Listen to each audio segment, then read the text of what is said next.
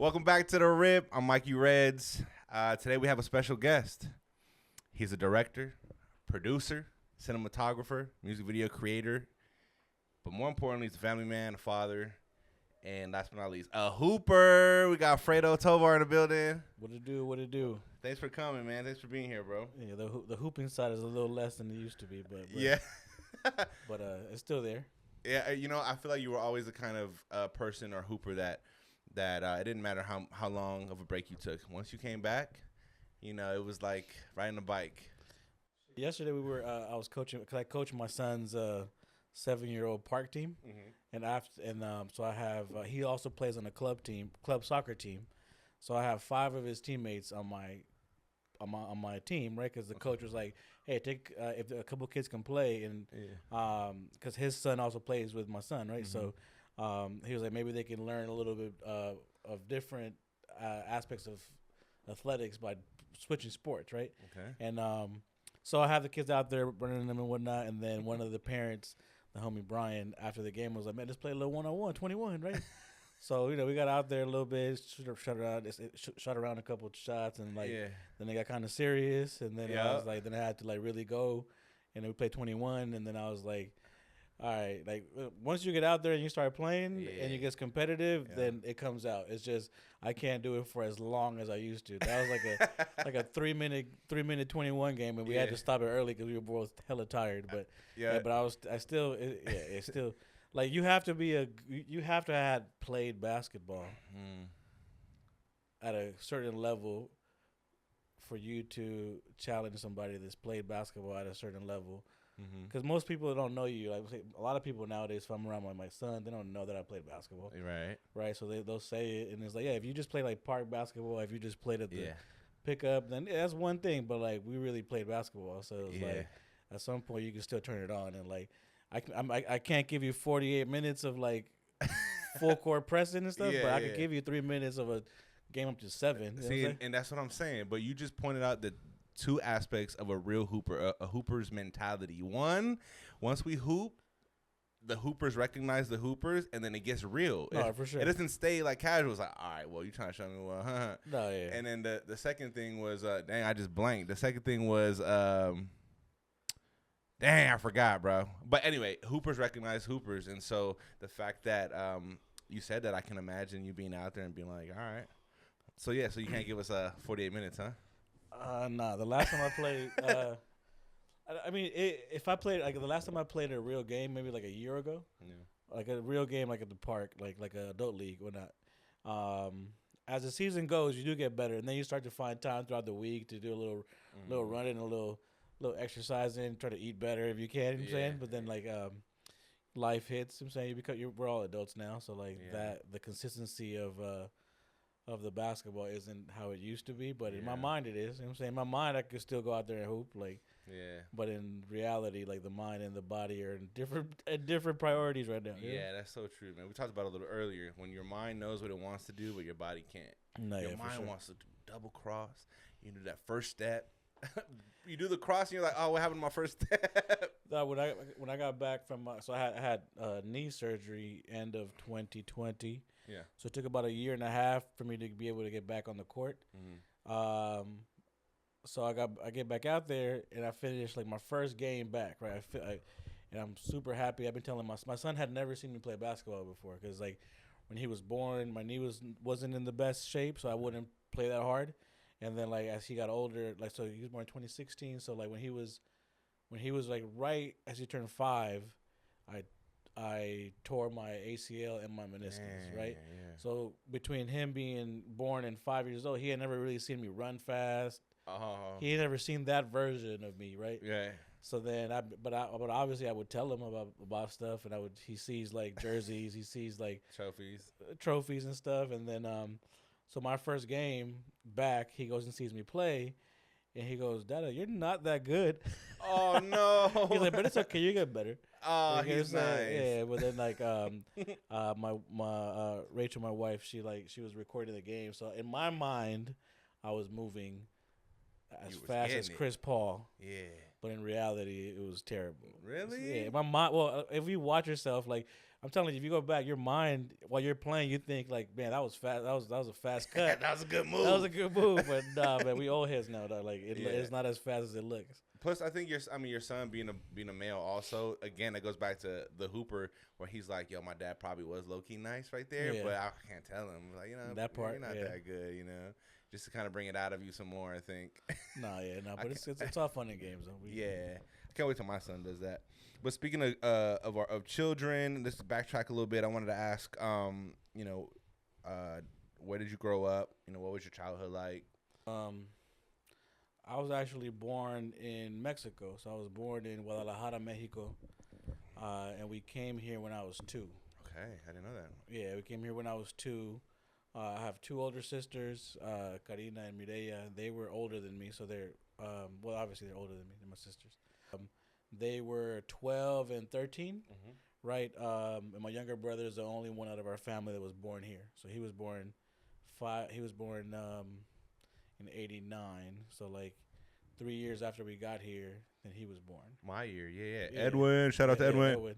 So that's my origin story. We came here when I was 2. I believe we moved in with my grandmother in Pacoima for a while. Then we moved over to San Fernando on like McClay and 5th Street. And then we eventually were able to get our own place in Sylmar, maybe when I was like 10 or 11, I think. Okay. It's kind of like when we kind of like find our final place, a place that it was ours, right? Like your forever home kind of thing? Yeah, forever home. That's like my mom and my dad still live there. They purchased a home, they bought it, they hustled and made it work. So yeah, my origin story is like that story of like I guess like an immigrant family that gets here and you try to figure it out. You know what I'm saying? My parents worked regular jobs. What did they do? What did they do? My mom worked at think of like items they would sell at Michael's. Okay. Think of like little like this, whatever they sell at this like Michael's stores, right? Okay. That factory manufactured them and then packaged them and distributed them throughout the country to different stores like Michael's. So her job, since she got here till she retired, till she got fired in her late years and then retired, was that of like packing and shipping and handling. Okay. Yeah, packing and shipping, your regular factory job. You know what I'm saying? Nothing too crazy. Very humble job. Very like early hours. You know what I'm saying? I remember her waking up in the morning. She'd have to be up by like 4 a.m. 4 a.m. Classic like immigrant things like people carpooling to work, or like my dad taking her to work, or like her taking the bus to work. And then my dad worked at a printing press company, basically like where they print newspapers, magazines, or whatnot. He started there early too. I remember, I think from what I understand, the story was like when we first got here, he couldn't find the job very fast, right? So he hustled a few jobs here and there until eventually he landed at that place. And, like most immigrant families, if you find a job, you're gonna stay there for as long as you can. So I think he probably he had to have did like 30 years there. You know what I'm saying? My dad, my mom too, like 30 years. Humble beginnings, and it was all about security. It's just about security. You get a good job, you do it well, and you don't complain. You just do it well. You know what I'm saying? You gotta do that with the idea that like you gotta find consistency. You gotta find security. You buy a house. You buy like basically you make your home, right? That's the idea. So yeah, my dad did worked at the printing press. Like I think he did a lot of different jobs there. Like he eventually became like the company like handyman, like maintenance, basically, like whatever. The go-to guy for maintenance, whatever needed to get fixed, whatever needed to get like he would do it his way, right? So it had like big machines, and then they'll bring engineers to try to fix them. But my dad would be like, "No, what if you just do this? Doing it his way." You know what I'm saying? Oh, and I think, a Mexican, they better for real. We're gonna fix these Mickey Mouse. We're gonna fix it. So he worked there until the company ceased to exist, which is interesting because that company ceased to exist when like basically the internet got rid of it, because nobody needs newspapers as much as before. You know what I'm saying? So like yeah. the printing press in general is not as in demand as you needed before. Like think about when's the last time you read a magazine? When's the last time you read a newspaper? Now it does still exist. Yeah. And they're still out there, but I know that like towards the end of that factory, it was a transition time and whatnot. But my dad just worked hard. Like even to this day, like he just works at the house. Like he does stuff. He fixes everything at the house. Yeah. He'll be like right now he's fixing his fence at the house, like his front fence. Like it's already good, but he just took it down and made a new one. All right, cool. You know what I'm saying? He stays busy. Stays busy. He likes to come over our house and try to fix our stuff. And how do you feel about that? It's good, and it has his I wouldn't say downs. It has its ups, no downs. Just more so just particular way of going about it. My dad does things. You know what I'm saying? So like, he can't just come over and chill at my house. Right, like as soon as he comes into the house, straight to the backyard, makes a list of things we gotta fix. Oh, but he can't ever just come over and just sit down and watch TV or like watch the game. No, it's like 5 seconds after he sits down, he's looking around like, did you fix this? Did you fix that? Yeah. So, which is awesome. Like it's good for him. Yeah, over the because we had my wife and I, we had just bought our house right before the pandemic. The end of 2018, we had bought our house, so like we were in it like maybe about a year before the August 2019 we got our house. Okay. So then the pandemic hits March of 2020, right? No, March 2020, right? Yeah, so I got married in June 2020. So like around March 2020. Yep. So I have a big backyard, but it had a bunch of trees, and it had the previous owner had tons of things back there, right? So then my dad was like, "Hey, we're gonna fix your backyard," and I was like, "Yeah, we'll eventually get around to it." He said, "No, we're starting tomorrow." Oh, so you have nothing to do, right? There's nothing. There's like the world shut down, so you can't make an excuse. Nothing to do. I'll let everybody come over. So we start going and stuff. You know what I'm saying? And so at this point, it's like, I'm just kind of chilling. I'm an adult now, so I'm like, I get to chill at my house, right? Like, but now when my dad comes over, he was like, "Oh, you gotta fix this backyard." So, but the awesome thing is that we did fix the backyard, and now I have an awesome backyard with a basketball court, a grass area, all kinds of stuff. Yeah, so like it became like, but we gutted out the whole backyard. All the trees out and everything. Yeah, and then like we did it all ourselves. You know what I'm saying, so it was like also rewarding in the sense that you look back there and you say, "Man, I did that." And that makes me emotional, bro. You know why? Because it's not only something that's gonna help your home look better, but it also is the time you guys spent together. Oh yeah, it's memories. And I feel like I could relate to that a little bit because when me and my wife got married within 10 months of knowing each other, and a friend of ours married us. He's 60 years old, great guy, him and his wife. And their yard in the beginning was like this big jungle. It was a huge yard, but weeds super high. So I asked him if he would marry us and if we could get married in his backyard, and that we would fix it for him. So we did it like starting April till when we got married in June. It took us 2 months, and we fixed it, put pavers and everything in the heat in the summer. So it's just memories we look back on. And it's like, yo, we did that together, And now when we go visit, we look back and I'm like, yo, that's dope. And we had something to do with it. Hell yeah, that's super dope. We're probably doing the same. We're probably out in the heat at the same time then. It was for sure. And then on our side, two of my friends helped us. The homie Ramal that I grew up playing basketball with, and the homie Tim, who's my college teammate who had just moved out here. Yeah. So I was like, man, if y'all down, like y'all come and help. We could grab, whatever. You know what I'm saying? So they did that, and like they got a chance to meet, like, just firsthand see the work ethic of my dad, because like he would get to my house like at 6 a.m. and he wouldn't finish like 8 p.m. Wow. And he refused to take like a lunch break. You know what I'm saying? Really? Yeah. And then my homies were like, "Yo, when do we get a lunch break?" And my dad was like, "This isn't a job, bro. We're just out here like."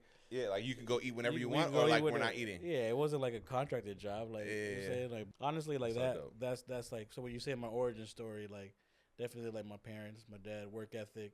Yeah. All that. I guess if you get like poetic about it, is like taking risks. You know what I'm saying, like coming from another country, coming here, take a risk, work hard, be consistent.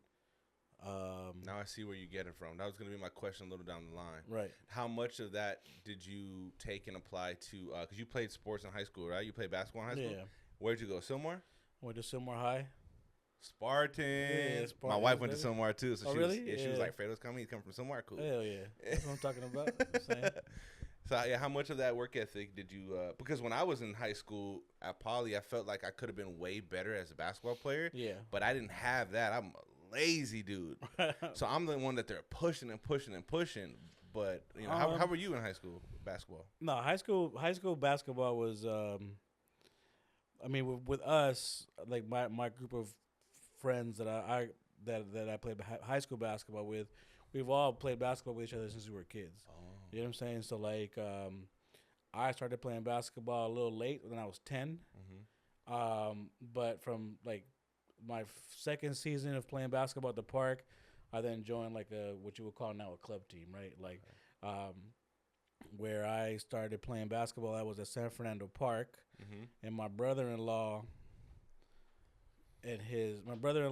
younger brother and his younger cousin played there.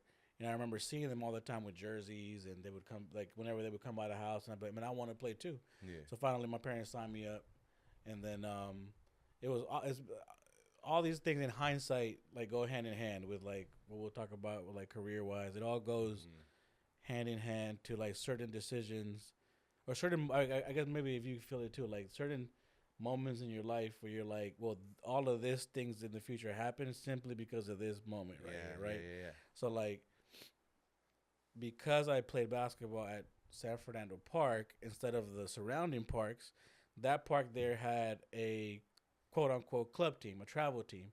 So this was 1994, 93, 94, right? So, like, at that time, there wasn't, like, right now there's an abundance of, like, youth sports club teams, right? Yeah. And there's so many of them that it's almost like, I'm not going to say it's not special anymore because there's still a level of it, but there's like 100 club teams in just the valley.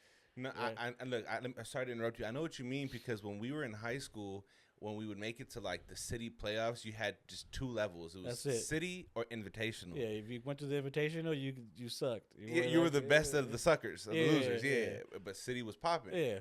And then after I think I graduated in 2007, they changed it, and then they made divisions. Now you could have winners in every sucky group. Yeah, like, shout out to my homie Sam, who just coached the team that went to the state championship. Fire. Right? But both teams that played in the regional semifinal game for state championship lost in the first round of the playoffs. Interesting. So they still had a chance, huh? Yeah. So imagine you losing the first round of the playoffs. The hell no, it didn't happen back then. Well, you know what? Oh, now I'll ask you this question: Would you have? I mean, because you guys went pretty far, right? When your team? Yeah, went to the state playoffs, second round. So, like, what if you would have just kept playing after you lost? Nah, it would have been weird, bro. Like, you had to win. You just had to be a winner. But now you could lose in the first round of your local playoffs and still keep playing. So the reason why I was hesitant to respond to that is because my senior year was the first year where if you made it to the semis in city, you qualified for state. Oh, so you guys were like the beginning stages of it. Probably. But you guys were good, though. You guys had a good team. I remember you guys. We were the third seed in the city because Taft got disqualified for recruiting. We would have been fourth. And in the semis, we played Westchester, who was top 5 in the state of California, and lost by like 6. Yeah. So we ended up going to state. We had a state home game and beat Compton Centennial. I had to bang out, boom. But a technical foul because I hung too long. And then we played Pasadena, and they destroyed us by like 35. Damn. Yeah. They were all nice, though. They all went D1. But anyway. Yeah, it's all good. Yeah, but I prefer that than all these divisions. No, for sure. So going back to the world that, like, I got placed in playing basketball was this park had a program called the San Fernando Cavs, right? Coach Darryl. I know. So I remember going to that park, and so that park was special. It's still special at the time, but it's just the energy is not there no more because that program there left, right? Okay. Left that area. But when you walk into this gym, you walk into your regular park basketball team where, like, local people could sign up. Yeah. But all over that gym, there's banners. tournament banners and Las Vegas tournament champions, Palm Springs tournament champions, Venice Beach tournament champions. So at this park, there was an actual travel program. I played one season. I didn't play that much, like on the park team, meaning like you just learn how to make a layup. You're just learning what the rules are or whatnot. So I do one season of that. I remember even like joking around in the on the bench, like that. I was that kid. Like you're playing and like it doesn't matter what's happening. You're a kid. You're a child. Yeah. Turn over to the second season, and I made for my age group. I became the MVP of the MVP of the season. Right. I led my team to the championship, but then we lost. And I remember that game. I tried so hard. I remember just being like, "Damn, I tried so hard." And I remember like the process of like first round, second round, third round championship, being like, "Wow, those kids that I just beat, those kids last year, I thought they were just like all stars." And I remember going up against like one kid in like the semifinals who I thought was like I didn't know any better. I thought that he was good. And I remember like, and I vividly have these memories of like. Do you remember his name? I don't remember his. I don't remember these kids' names. The only person I do remember is that I lost the championship to the homie Shane Berry. Okay. So Shane Berry is like a grade older than me. Yeah. But probably a year older than me. So, but he was good as an older person. So he's obviously good back then, right? Yeah. But I remember in the semis beating this kid, and like it's almost like an outer body experience where you're just like, how is my body doing these things? How you're just sitting there playing, and then you're making layups, you're doing and ones, your shooting shots are going in, and you're just like, wow. Like, so I fell in love with basketball that season. You know what I'm saying? I fell in love with it. So after that season, I played. So that championship game, we lost to Shane. And I just remember trying so hard, right? Trying the hardest that I've ever did anything in my life, and then we lost. Obviously, you're a kid, so you start crying after the game. Yeah. But they still gave me the MVP of the season. They were like, yo, like Fredo had like basically going from just a random kid that signed up for the league that didn't know how to make a layup the year before to now you're this person. So Coach Darryl asked me if I wanted to join the Cavs, right? So he made you can join the Cavs. And I remember it had just moved to San Fernando High School. So, but in general, like basketball to me has been like a vehicle that took me everywhere. You get what I'm saying? Like without basketball, I would have probably never left my neighborhood because there was no reason for like. Once again, it goes back to like the immigrant family, where like we used to take the bus everywhere until my dad got a car, right? Like, oh, we're gonna go downtown for whatever. We gotta take the bus because it's cheaper than putting gas in the car to drive all the way downtown, going back.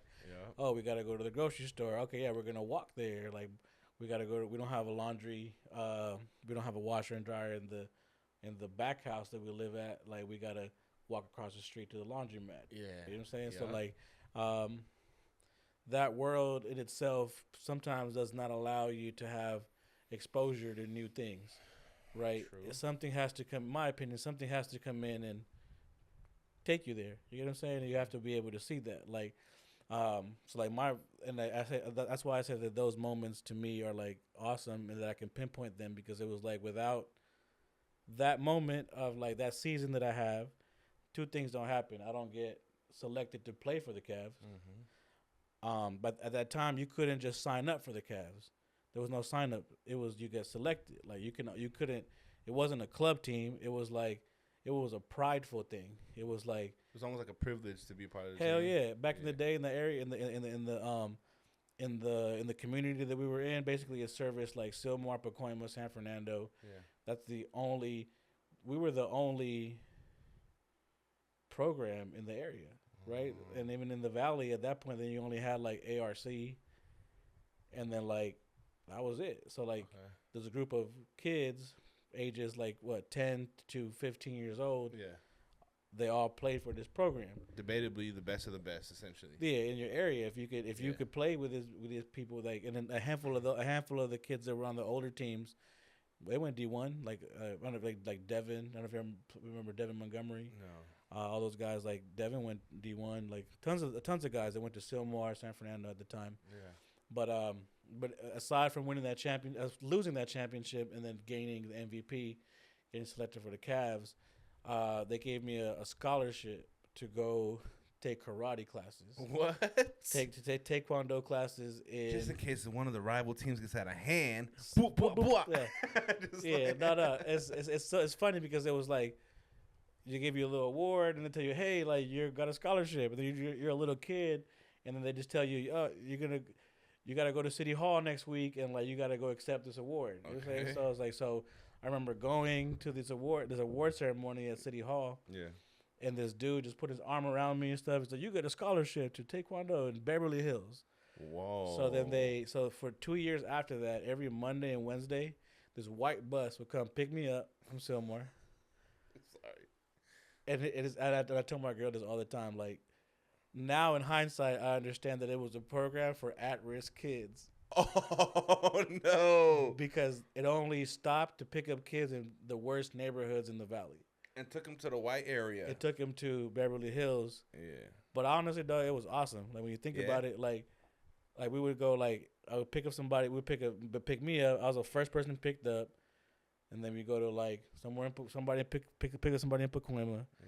Then you go to Blythe Street, pick somebody up over there in Panorama City. Yep. And then somebody in Van Nuys, and then bam, hit the freeway so 4 of us on this thing.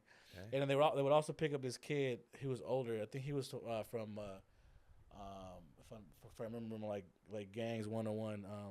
This guy from like Valerio Street over by like Van Nuys area. Van Nuys, yeah. He had his hood tatted on his gums.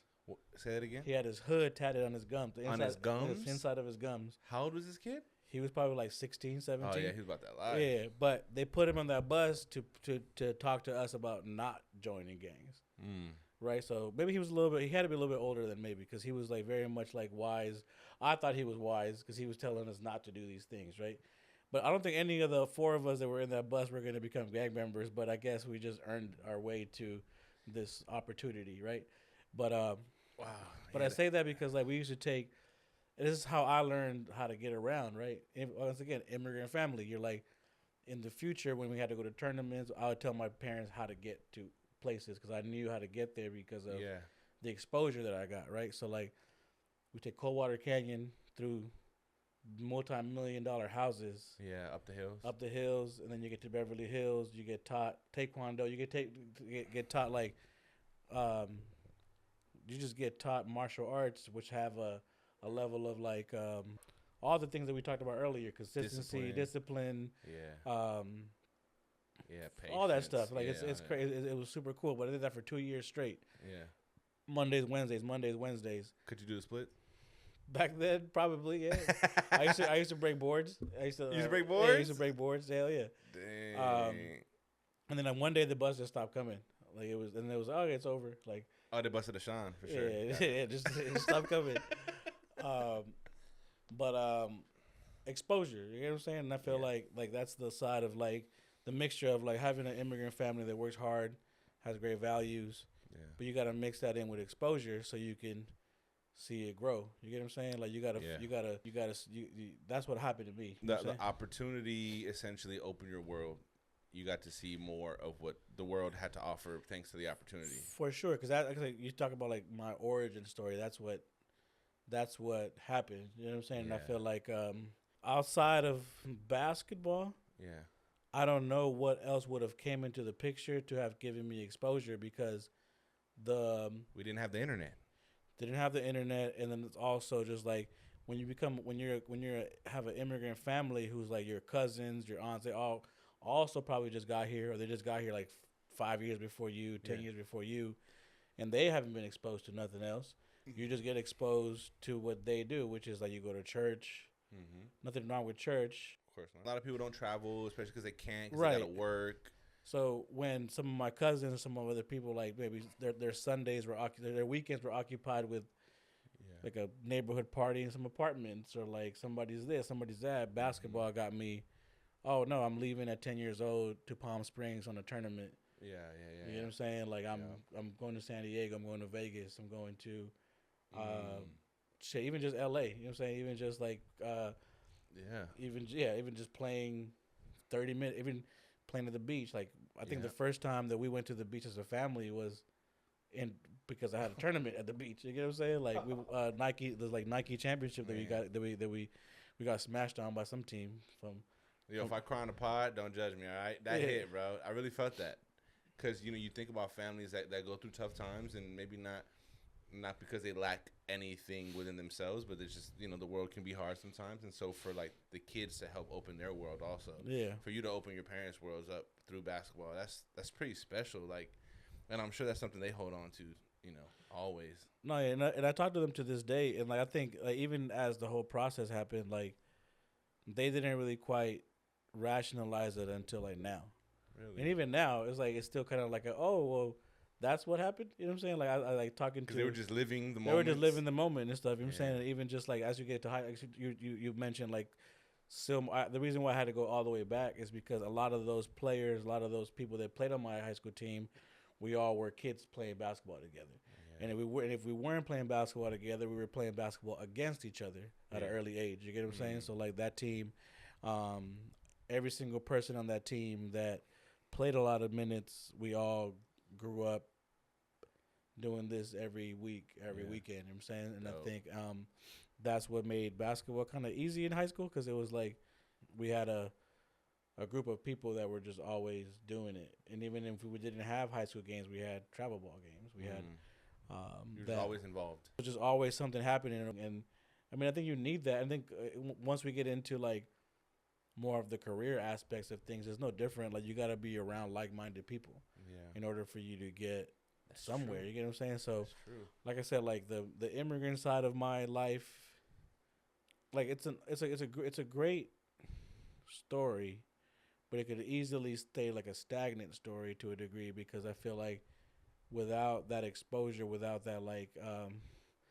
how do you call it, like electrical, like that energy that comes into your life, nothing grows. You get what I'm saying? Like so you have to be exposed and be doing those things, and like they're not easy. You know what I'm saying? Like and it's not easy to come by either. Like I said, I feel like for me, well, especially in those days too. Yes, yeah, for sure. Because like there was no like now, like I said, I have a son, and like I'm like manufacturing some of these things. You get what I'm saying? Like I'm signing them up.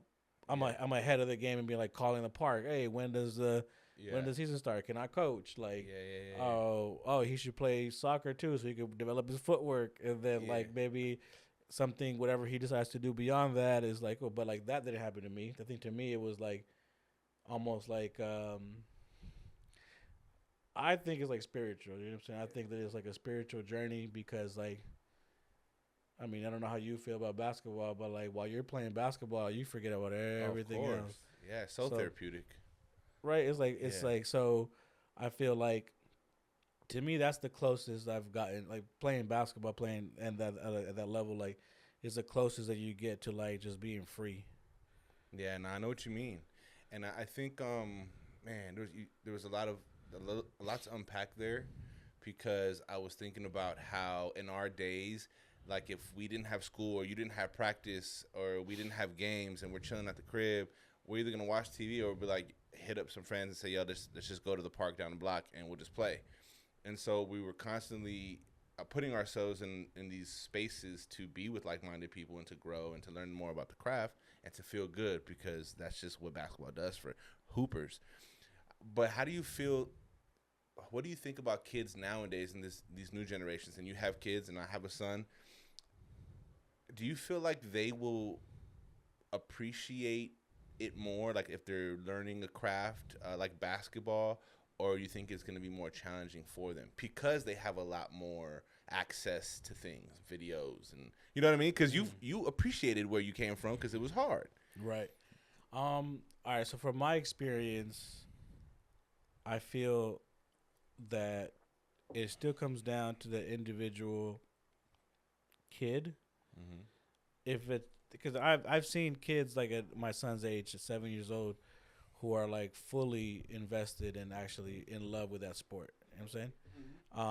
I think they will appreciate it, and I think it's like it's the same mechanism that happened to me is happening to these younger kids now. And there's just more structure, right? So all right, so one thing that I speak about with the homies and we talk about it is like when I was growing up, I used to always think that the kids that were gonna make it were the kids that acted the most hood. Interesting. I don't know why, but it was always like Was it like a level of confidence that they? I guess it was confidence, and like I say sometimes we would go to tournaments, and it'd be like, oh, the hoodest team had the most. They just always would win games. They had athletes though. Athletes. So I remember going. I remember like the first time I played at the Inglewood YMCA.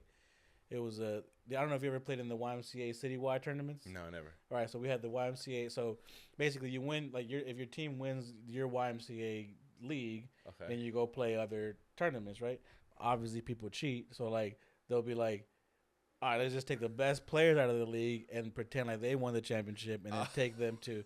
So obviously, our YMCA league, like our YMCA league had all the Cavs in it. Yeah. And then we just separated us into different teams, and then at the end of the year, we would just form one team and go play in the tournament. Okay. You know what I'm saying? So now we're back. Our Cav team is back to playing in the tournament against the other team. So obviously, all the other YMCA's were the same. Yeah. 8 rounds until you get to like the championship. And the championship was always at the Forum, right? So we get to the Inglewood YMCA semifinal game, and it was my first experience playing like in a gym where it was just the hoodest.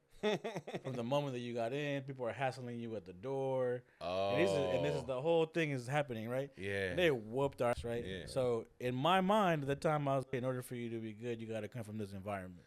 Got it.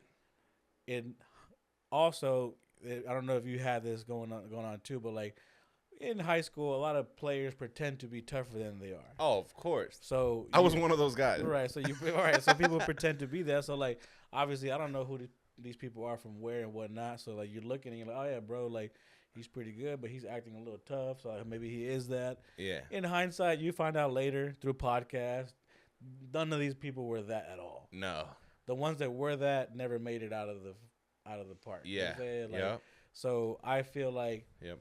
it hasn't changed too much from what you're asking me is because I see what you mean. I think that most of the players that made it, that went D1, went pro, had structure. They had parents. It's true. They had if they didn't have parents, they had a coach that was picking them up every day, Yeah. waking them up early. That's true. So I think that what I'm doing now with my child, whether he ends up becoming anything, I'm at least giving him that structure that that he needs to be successful and learn something about it. And then along the way, teaching moments, right? So it's like, I think that like when we grew up, I think there was just, like I said, there wasn't much education.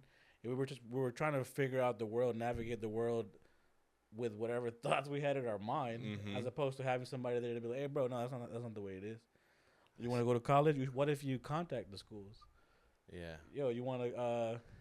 That's what I figured out later. That's how I got into school. Somebody contacted the school for me, as opposed to waiting for that Cinderella moment. That does happen to some of the people. Yeah. Obviously, like, but you could also call them. Get it. Go get it, which goes back to business. Yeah. Which goes back to those things. So like for me, basketball taught me everything. It's like, oh shit, yeah. Like after high school, it's like nobody's calling. Yeah. Until somebody was like, oh, I'll make a phone call for you.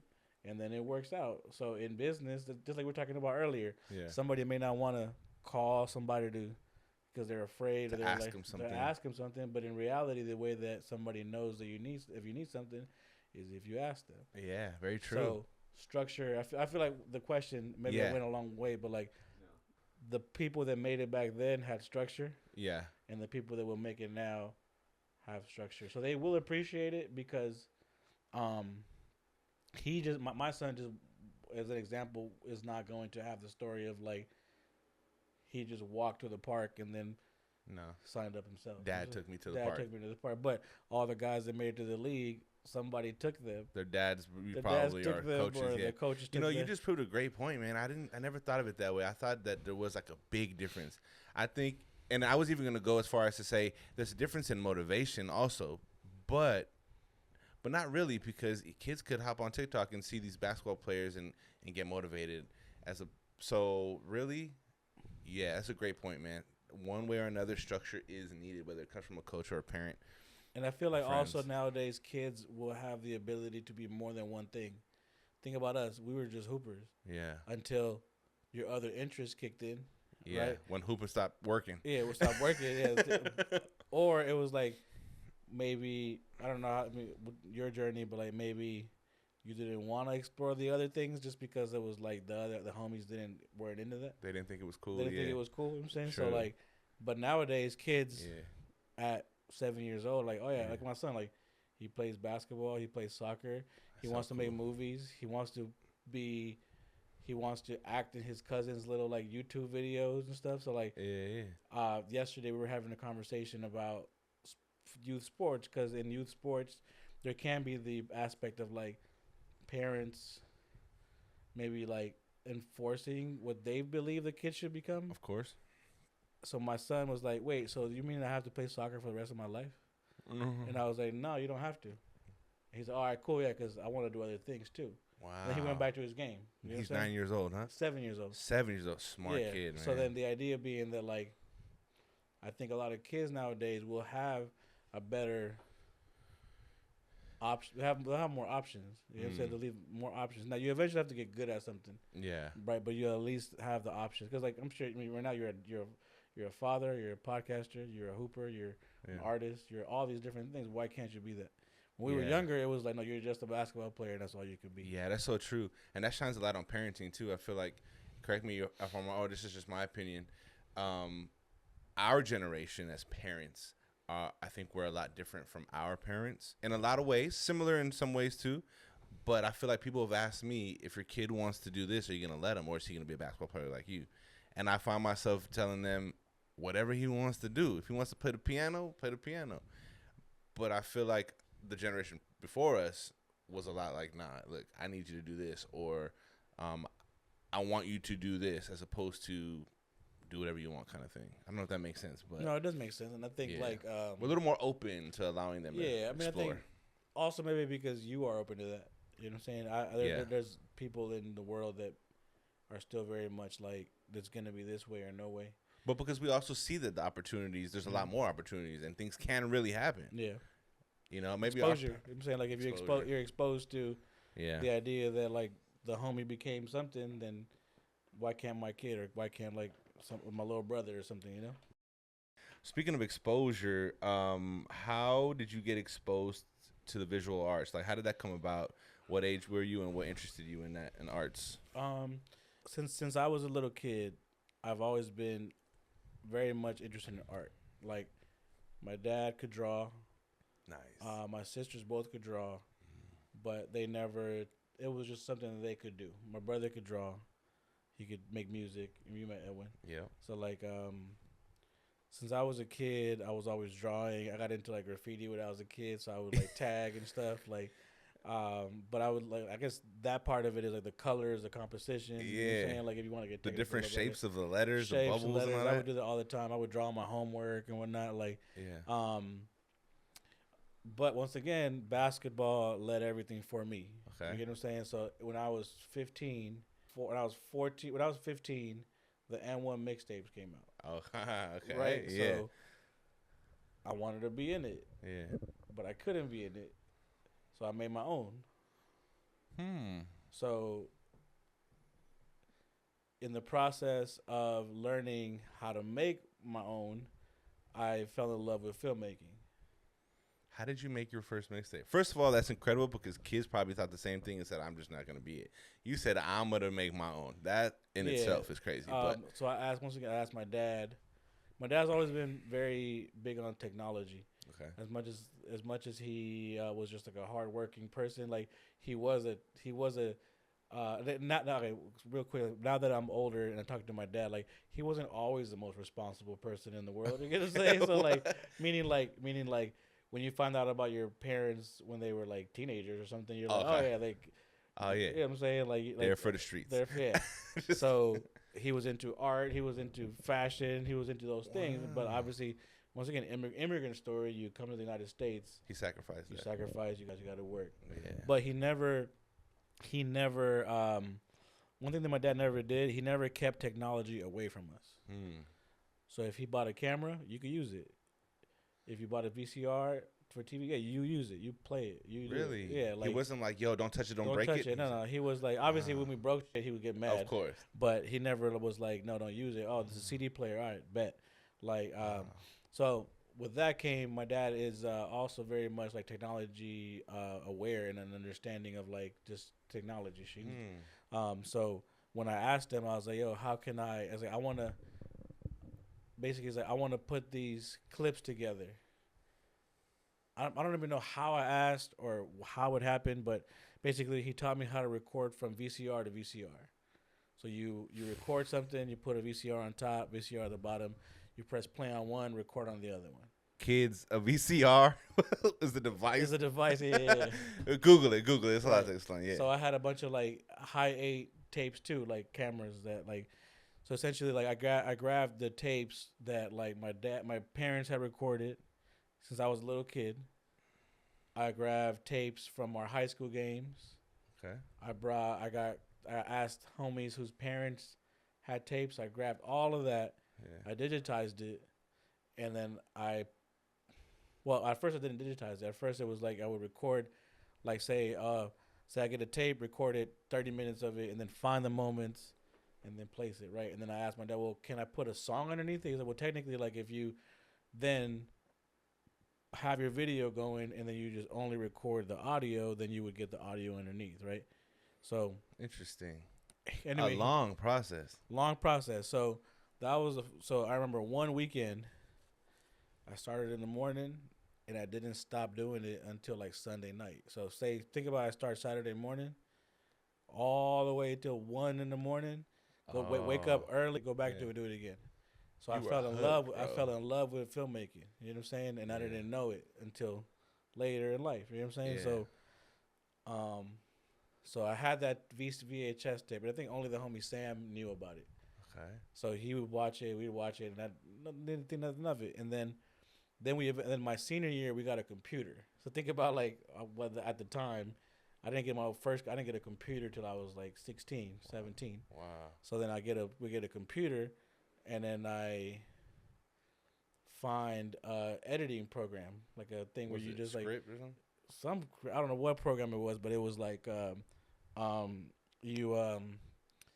such a simple program. You just like connect your computer, your tape, and you drag one clip, put some music underneath, put it to a CD, not even a DVD, a CD, right?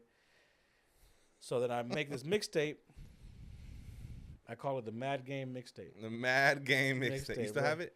I still have some. Okay. And I take it to school. And they're in my backpack. I don't want to show the homies because like they're gonna think I'm lame. Look, like it's like corny. A weird. It's a corny. I thought it was that, right? Like because it was different. Like I don't know. It's like the internet has given people the ability to be more open. You know what I'm saying? So at the time, this is 2002. So I'm like, damn, like, so we're in class one day, and then I put it in, and for the homies come over. So obviously I want them to see it, you know what I'm saying? But I'm like, scared. Like, what are they gonna say? It's like early art, you know what I'm saying? Like your early art, like you don't want to show it to people. Yep. And then you're nervous if people are gonna see it, hear it. What is it gonna be? That happens. Will they accept it? Right? Like, so once again, basketball got me through those moments. Then once I got through, the homies looking at it and not being like, oh, laughing at me, they were like, yo, this is dope. Can I get a copy? Can I get a copy? Oh, you on? Then what happens? What happened? $5. Homie discount. But once again, it goes back to learning the game. Like, and I tell people this in anything that you do. You can't force it. Yeah. So if people aren't buying your product, it's because it's not good. So when it's good, somebody will buy the product. So I started selling these mixtapes at school.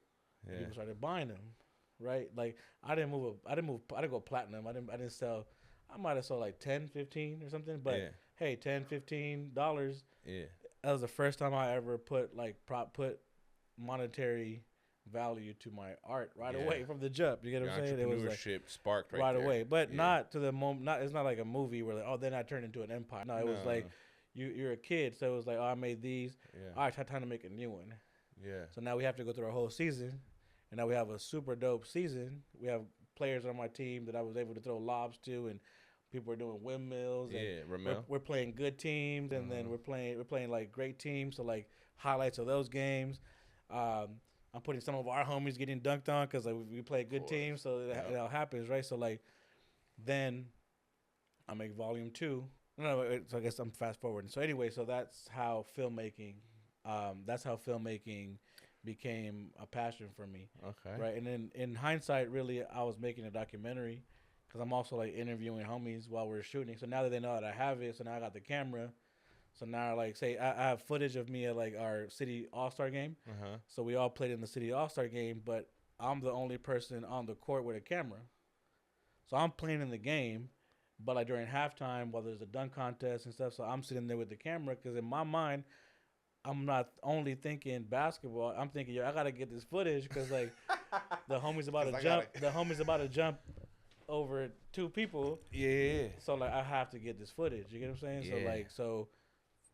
And think about this, like that's happening, but nobody, like no adult around me decides to be like, yo, bro, like I think you should take that into consideration that You should explore that as a career. you're an artist and a athlete. You get what I'm saying? And like, but that's a story for later that somebody eventually does do that. You know what I'm saying for me? But that's how it that's how it happened.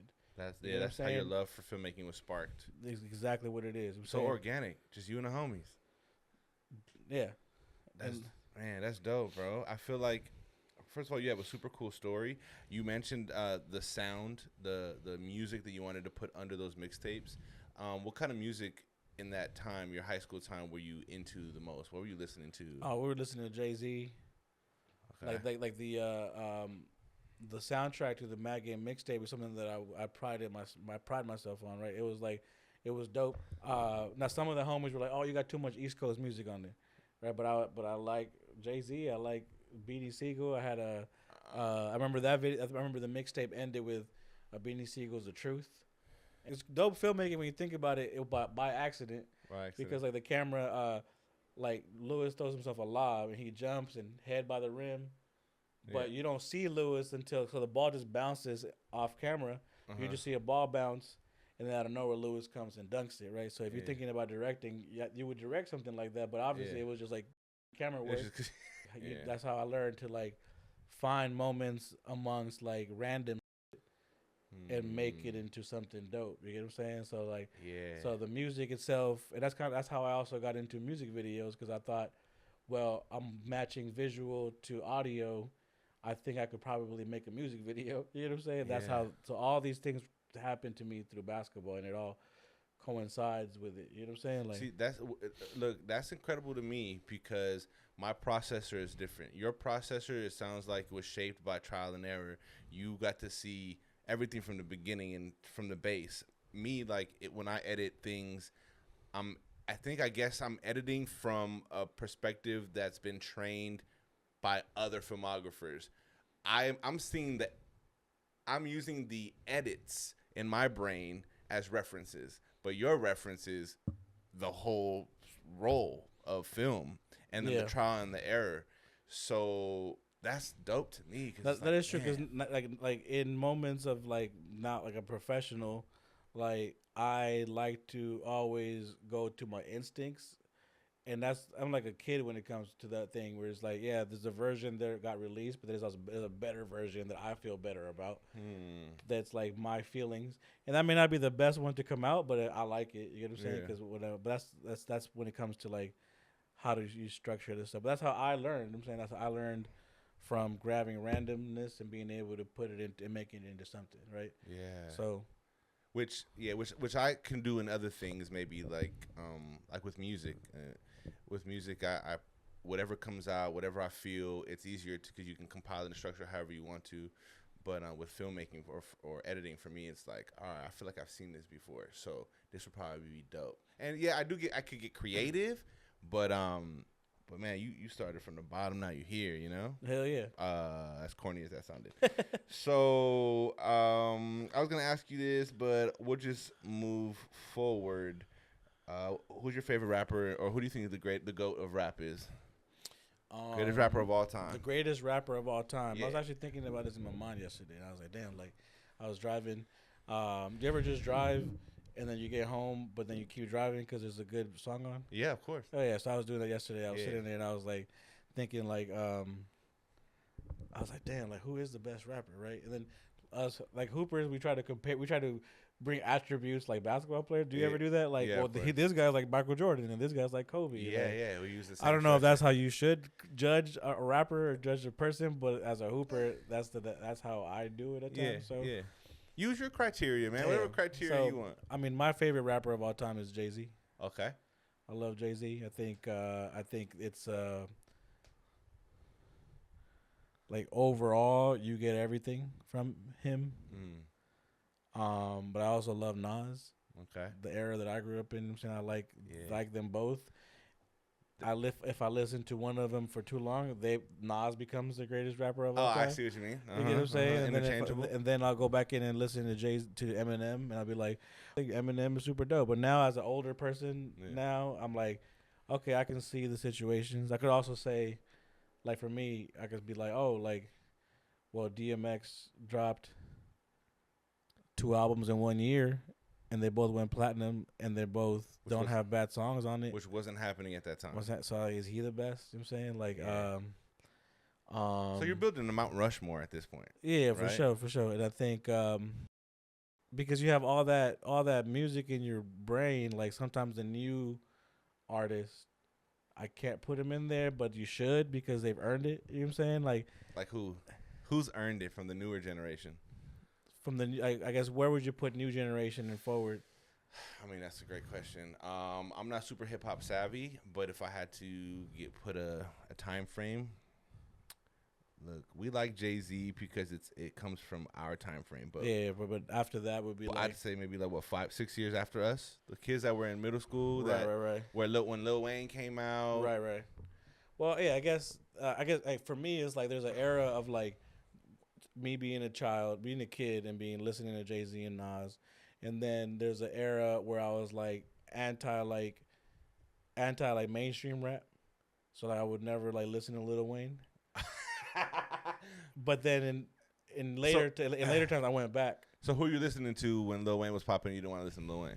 Who was it that was underground? That I should have. Well, I didn't go too underground, but I did go underground a little bit. You know what I'm saying? But I would listen to like Cameron. Okay. In college, for some reason, I went back and listened to a lot of Tupac.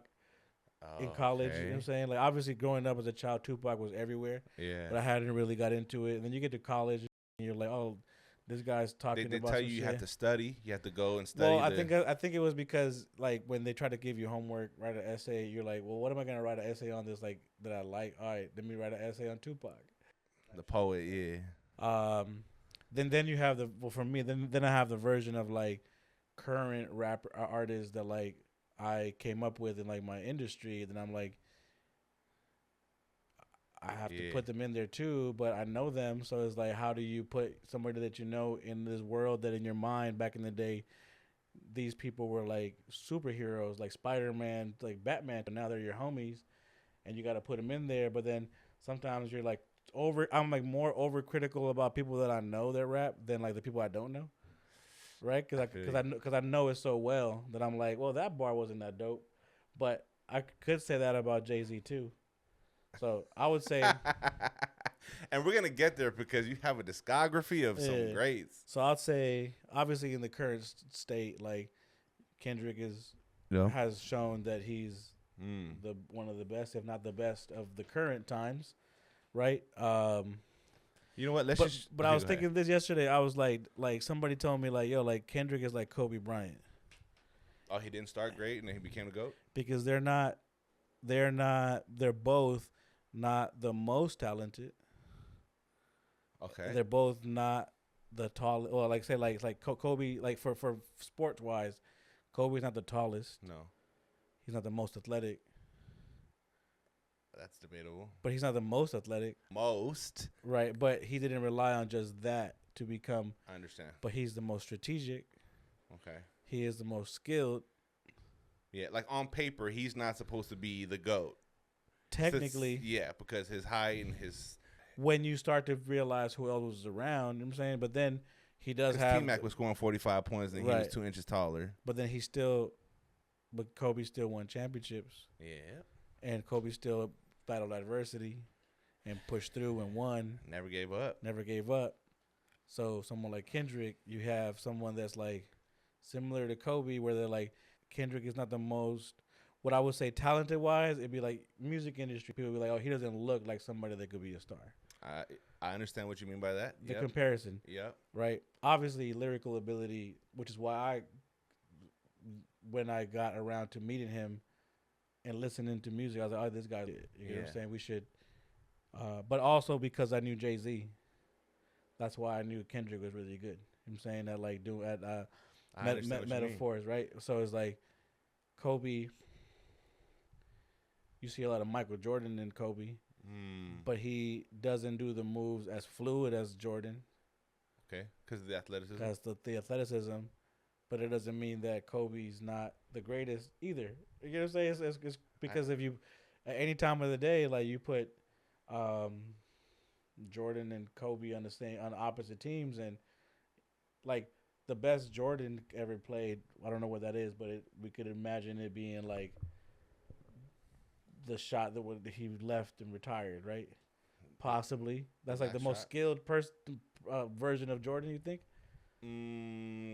Maybe, right? But then you also have like early Jordan where he wasn't winning, but yeah, he's taking out from the free throw line and dunking.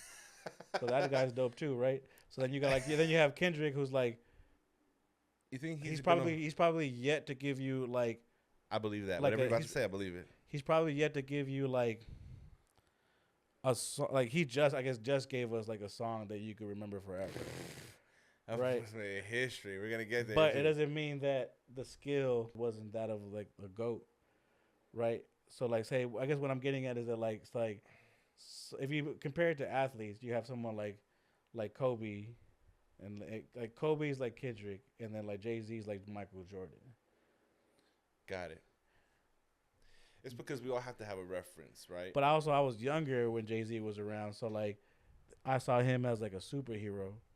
Okay. With like Kendrick, I see him as like a peer, but then also at times you gotta look at bro and be like, he's a superhero for sure. So it's like a But that's because you've elevated and you've changed also. Right. I'm sure that's why you look at him that way. So I think that if like to current times, I think I would take Kendrick. Okay. A lot of people are not going to argue with you. I like Benny the Butcher a lot. Okay. I don't really listen to him. You don't listen to Benny the Butcher? I like bars, and I like that. Yeah. I'm saying like I like that a lot. Yeah. So I would just take them two out of the equation.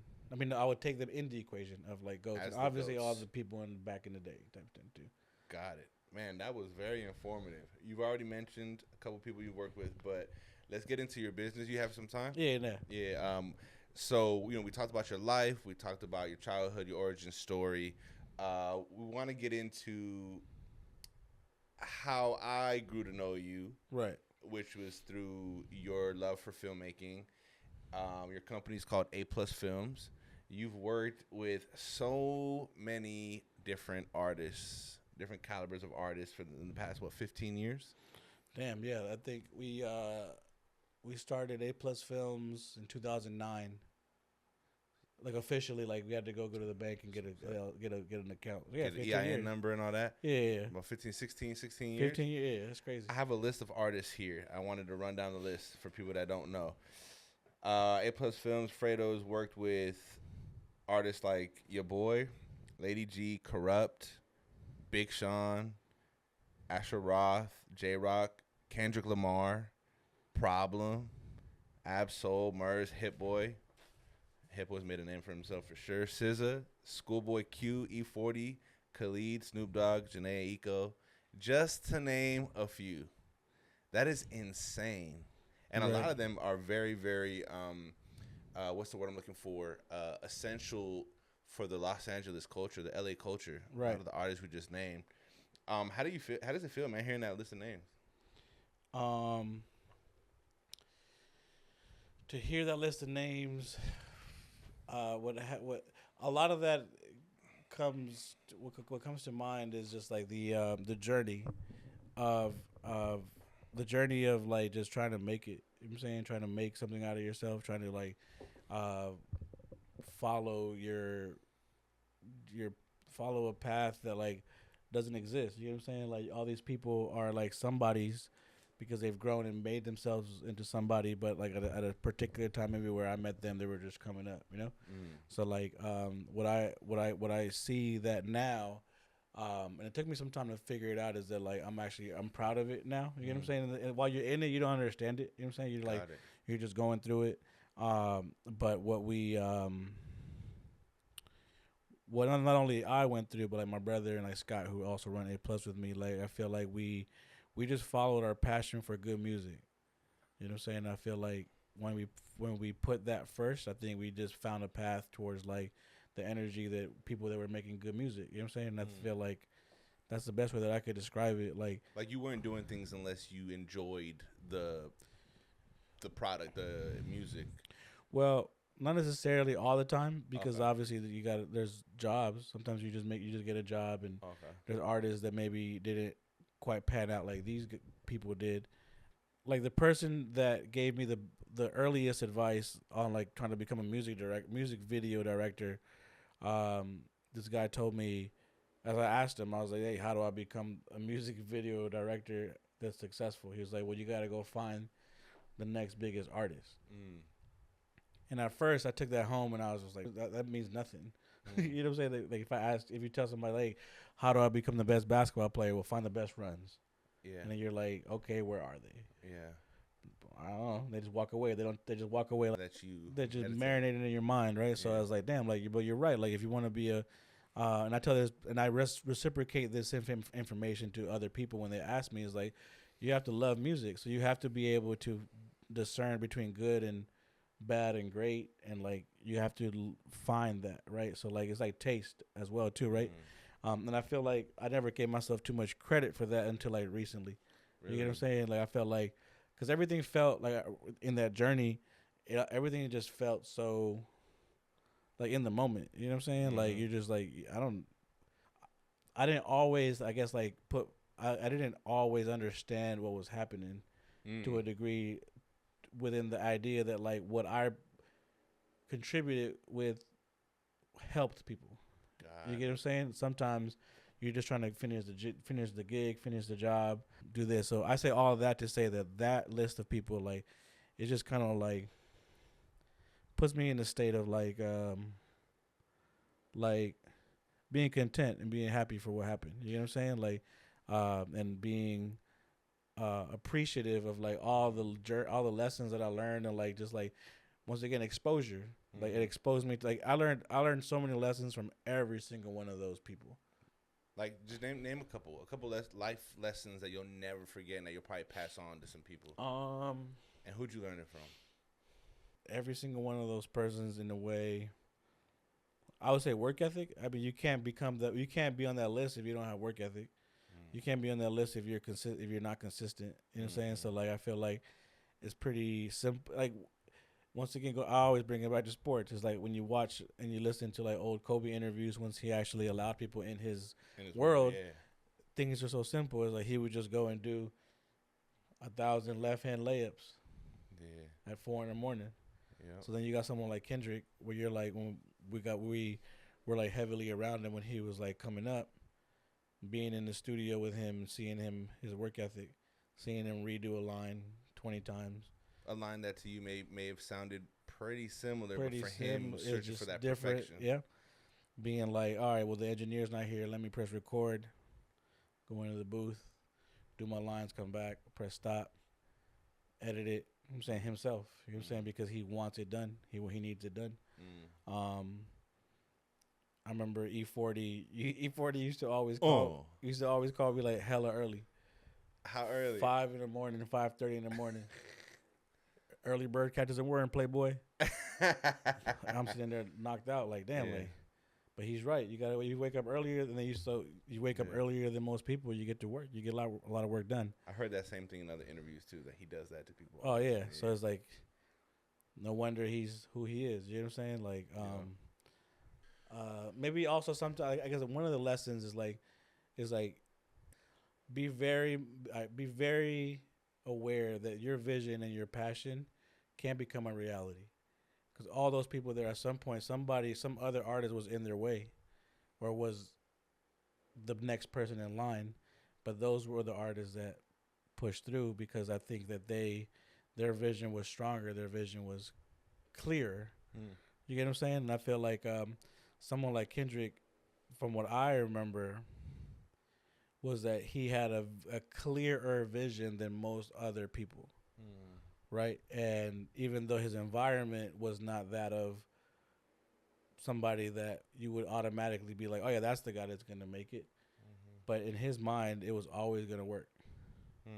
Right? And then you'd be surprised how many people have doubt. And I don't think that bro had doubt of what was going to happen. You get what I'm saying?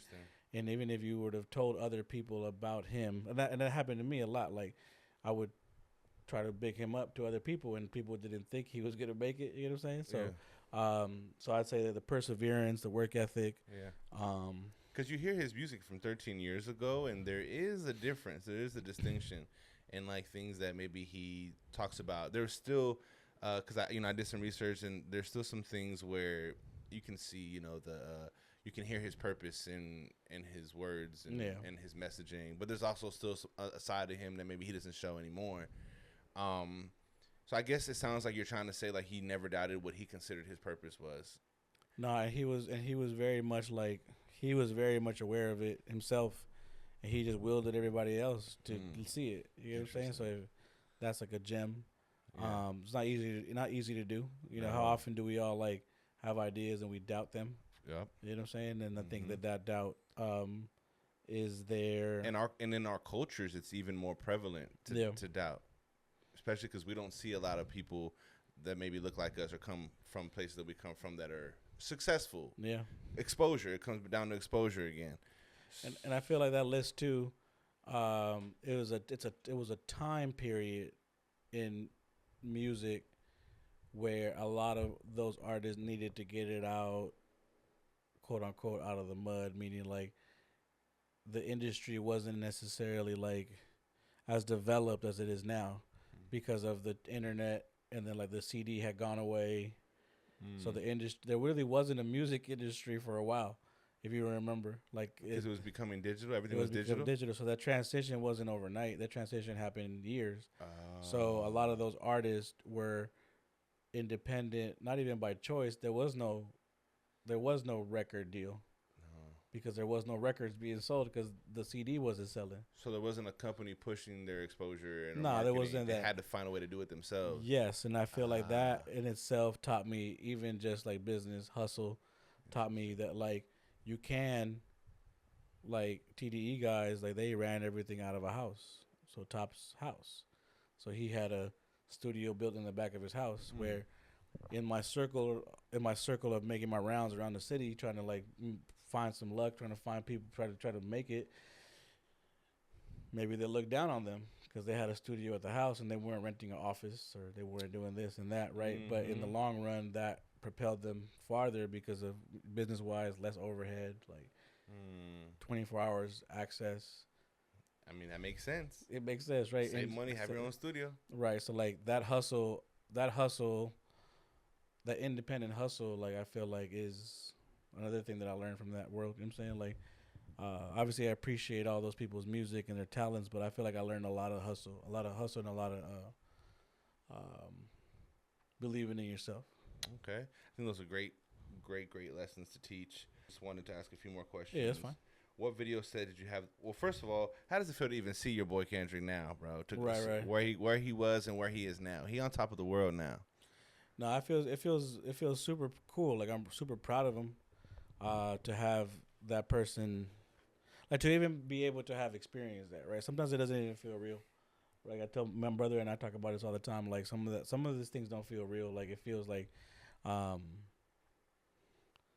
you almost can't talk about it to the average person because like they may not believe you. Probably won't believe you anyway. They believe me anyway. So it's like, because I don't promote myself as much as maybe other people do.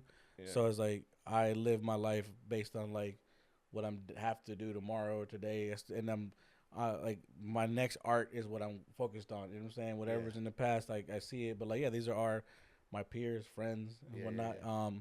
And even like the last thing that we did with them, we documented the making of the last album, the Big Steppers album. So me and my brother and Scott, we were in there a lot. Like the second half of the project, we were in there with him a lot, like as he's making music, right, and like seeing, seeing it live again, like after the pandemic and like being away from it for a few years. It's still it's like a weird feeling because it's like it's just a person doing what the average person will do in their own studio, but this person has accomplished the things that every person wanted to accomplish.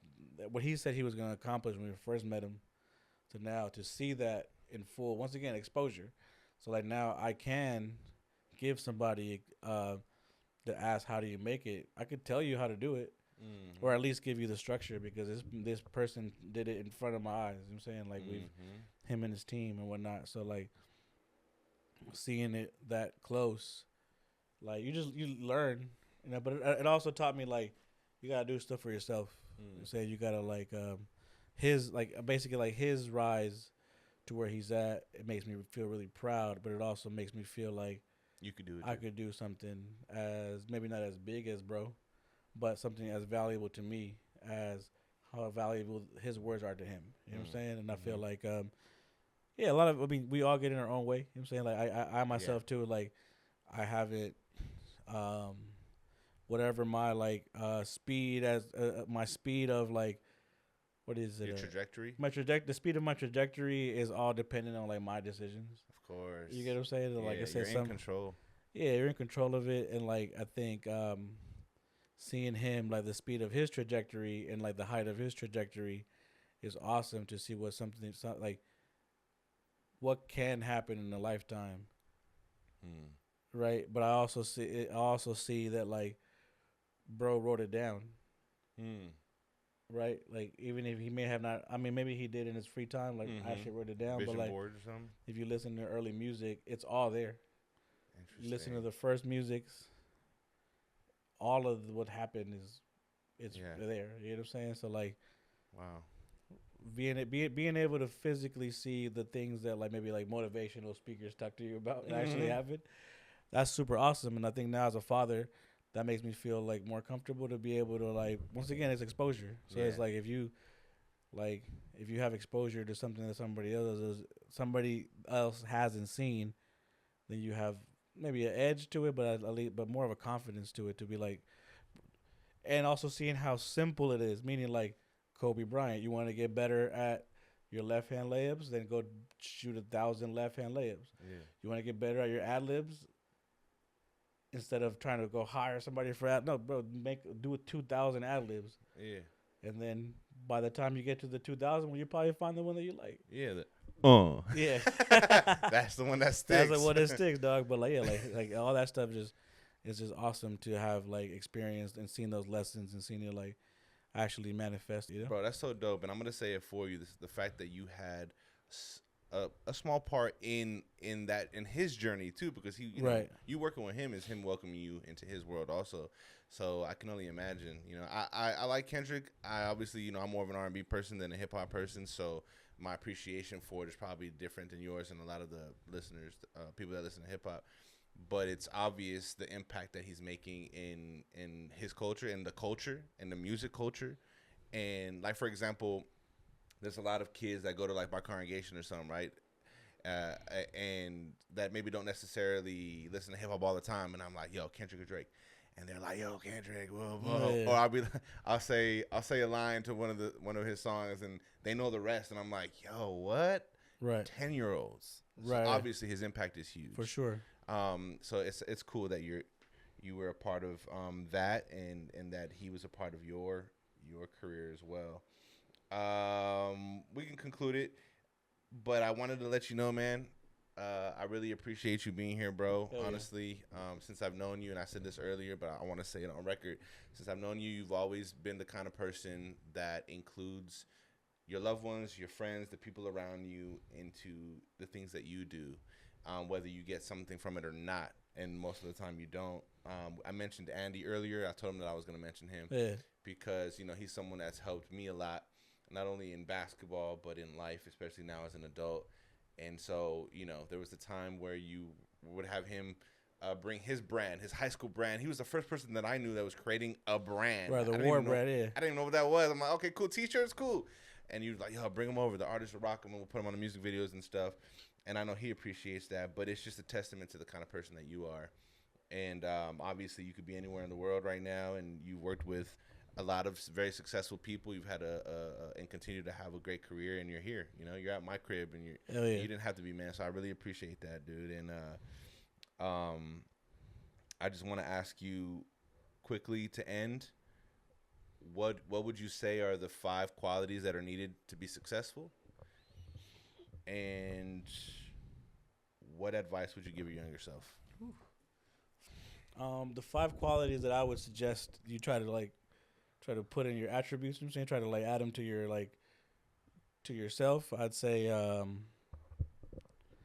you do have, like you said, you gotta have patience because not everything happens overnight. Nothing good ever happens fast. You get what I'm saying? Like Facts. consistency. Yeah. I think consistency is probably like the most useful Okay. and the thing that anybody can do. Yeah. Because if you just do it every day,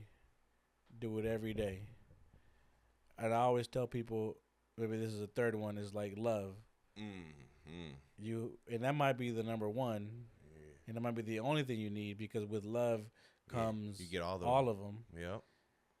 Is if you love it, you're gonna do it every day. If you don't love it, you're not gonna do it every day. And be honest. Maybe the fourth one is honesty. You gotta be honest with yourself and be like, oh yeah, like it didn't work because I didn't try it, or I didn't try it. You know what I'm saying? Like, be honest with yourself. Okay. In all my things that I've done, like the things that I've the things that I've loved, that I've been consistent about, and that I've been honest about, then the answers come, because like you have to be honest with yourself. And then in time, I would say me and my brother, I remember right before I had my son, right? We were at the Jack in the Box on Foothill and Hubbard and Silmar, right? Like at night, like midnight, just eating tacos. Shit, I'm saying, being like, yo, man, we got the opportunity to like, we pitched an idea for a video for Schoolboy Q, right? For where we would put the camera in the side of this car, and we were like, we knew the idea was dope. But that video taught me everything. Taught me the love of like sticking to your passion, because that video took like 10 days to do, right? And I didn't care about money. Yeah. I didn't care about anything. I just cared about this thing being so dope, because I had a son on the way. And I remember being like, hey, Elwin, dog, we gotta kill it, or I'm gonna have to get a job. Got you. And there's no knock on getting a job. No. But if I have the opportunity to make my art my career, and then all it takes is to put your all into it and commit to it and do it and love it, then you should do it. Yeah. So we did it, and we knocked it out the park, and then that particular project has kept us like essentially like alive till now. You know what I'm saying, like it's something that like I can always show somebody. And it's like, oh yeah, that's your art. That's not just a music video. That is your vision. That's your art. Because Schoolboy's in it one time, and like no label rep, nobody showed up to that video because you couldn't, because nobody understood it. It was just something that we thought of, right? So they were like, all right, bet we'll give you a budget, but like it better be tight. You know what I'm saying? And so it was the pressure of like, nobody understands this. We convinced these people to give us money. Yeah. I have a kid on the way. So the only what worked on that project is that everybody involved was in it for the love of it. Now you can't do every project like that. But what I'm saying is that when that one happened, it was like, okay, yeah. And then when you watch it, I could tell that like what would you say, put your foot in it. You're really doing it. Because you got to focus. Because I had put my son that wasn't born yet ahead of me. As opposed to being like, that's love, right? So it's like, in hindsight, that happens. You know what I'm saying? Yeah, I love that. So I think that have love for it, though. Like if you have love and for you it, had to be consistent too, because if Yeah. you weren't consistent, then maybe you wouldn't have got to that moment where all of that would have happened. You would have experienced that, and things would have pulled forward. and then also just the consistency of like, say that was 2016, started when I was 15. That consistency until that point to be like, if you had to like advice that I would tell my younger self, Yeah, your younger self. is like, bro, you're not gonna really make it until you're like 30. So like, so chill out. Yeah. Like not everything is like right now. Yeah. Get better at your craft. Yeah, don't You know what I'm think saying? about making it. Don't think about making it. Get better at your craft. Like once again, basketball. Yeah. Like I coach little kids, and they obviously I could see it in their face. They don't like doing fundamentals. You know what I'm saying? Course. Yeah. Like the other day, I asked them. I was like, "All right, raise your hand if you like to play defense." These kids are 7 years old. They were like, "Quiet." It's honest crickets. And I'm like, well, you guys are gonna play defense for the next 20 minutes. Oh, come on, coach. Yeah. But once again, it's like the advice from my younger self, even for basketball, is, play defense. Like play a little bit more defense. Work on your craft. And if you can work on your craft, I think that's where things just get better, right? So I think that I learned that. And now I have more patience because I understand that. But the advice that I would give my younger self is like, work on your craft, because the better that you are at your craft, the faster that moment when you can actually do your art happens. You can say, at least in my journey, you know what I'm saying? I felt like a lot of the early stuff was like me figuring it out. Mm-hmm. People respected the hustle. They respected that we showed up. You know what I'm saying? That's another thing, is like showing up. But maybe our work wasn't the best. Mm-hmm. I could honestly say that, right? That our work wasn't the best. It would shine here and there until there was moments when it was like, all right, it should always be this way. And then once that became that consistently, now I knew the formula on how to make things consistently well. How do you mix, like, for my job is how do you mix like the cinematography with the directing, with the lighting, with the being on time, with basically the whole team has to come together. But as a director, you have to be responsible for that, right? You got to be able to direct and tell somebody like, hey, bro, like you should do that better, or give them enough references and enough ideas for you to be able to, for them to be able to help you. So basically all these things came together, for me, not until my 30s. I felt like everything else before that was just like, is me learning how to do that, right? And I would do a video and I would learn this part, and then I would learn this part, and I would learn this part. And then gradually it became like, all right, bet. And I think in hindsight is like, as I move forward towards like making movies, all of these different things that I thought I needed to know, or I thought that I was great at like 24, 23, I wasn't that good at it, you know? So imagine me making a movie at 23. Maybe it'd be dope, like super bad. Maybe it'd be hard. I don't know. But I know that now I have more confidence to have the patience to follow my love. You see? I love that. Yeah, that'd be hard. I love that. That was a good one, right? That was dope, bro. Yeah. On that note, last question. Do you believe in God? For sure. Beautiful. I think you can't not believe, even if you don't believe in God, the fact that you spoke and thought of a thought, you believe in God. Where do we even get our thoughts from? That's crazy. That we're here right now. I know that I knew you. Yep. I know that we know each other. Mm-hmm. And I know that had I not known you, I would not be here today. Facts. I'm grateful. Yeah, it's just super, super dope. Like I said, and I think I want to do more stuff like this. Yeah. Because it's like... I think you should, man. Honestly, you're really good. You're really good at it. You gave us so many details, so many stories, man. You painted pictures with your words.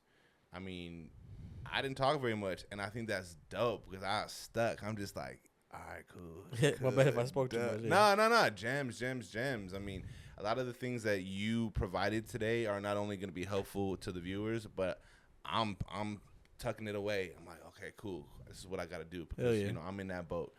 But yeah, bro. I mean, I wanted to get into so many other things, man. You know, your family. We can do round two. We can do round two, yeah, dog. yeah. If you're down, come back. I do want you to shout out your wife's company because it's super dope, and I think at least people should check it out. And another time we can get into it. So if you want to, yeah. If everybody, everybody wants to get your wife or your girlfriend or your future girlfriend, your some cool stuff, man. Go to vivalabonita.com. You know, it's a women's lifestyle and apparel brand centered in Latina culture, but it's for everybody. You get what I'm saying? Fire. And then you want to plug your company too? Yeah, A Plus Films. You get what I'm saying? Like we've been doing stuff since A Plus Films. Real quick, like actually, that's the company that made Matt Game mixtapes. You know, you just we just made that up, but Louis, I don't know if you know Louis Darby. Yeah, he actually named it A Plus Films. Louis gave it his name? Louis gave it his name because it's A plus. It's an A and a T from my name. Oh, like, yo, clever. Yeah. Okay, Louis. Yeah, Louis did it. I always tell him I give him credit. But then it used to have an S at the end, not a Z. Yeah. But then in classic A plus things, I forgot to pay the website hosting, and somebody else took it. Yeah. And then the only thing that was available was a Z. And I was like, I don't want to change the name. So I kept it a Z in 2008 or whatever, 2007. And you've kept it that way. Yeah, but I had A Plus Films since high school. That's amazing, bro. Yeah, for sure. So, but Louis named it. Consistency. Yeah. Since you're 40 years old. See, here's the thing. Like my wife tells me, like, whenever I do something and I'm good at it the first time, I just do that forever.